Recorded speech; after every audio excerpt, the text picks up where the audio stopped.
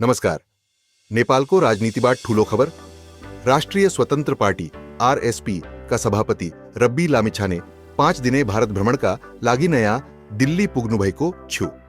दिल्ली विमानस्थलमा उहाँलाई भारतीय जनता पार्टी का महासचिव अरुण सिंघर पार्टीका विदेश मामिला विभाग प्रमुख विजय चौथाईवालेले स्वागत गर्नुभयो।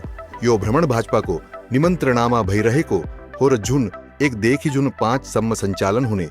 रब्बी लामिछानेसँगै आरएसपी का धेरै वरिष्ठ नेता तथा प्रतिनिधिहरू पनि भारत भ्रमणमा सहभागी भएका छन्। भ्रमणका क्रममा उहाँले नयाँ दिल्लीमा विभिन्न उच्च स्तरीय राजनीतिक तथा कूटनीतिक भेटघाट र छलफलमा सहभागिता जनाउनुहुने साथै उहाँले भाजपा नेताहरू भारतमा बसोबास गर्ने नेपाली समुदाय तथा पार्टी समर्थकहरूसँग पनि भेटघाट गर्नुहुने।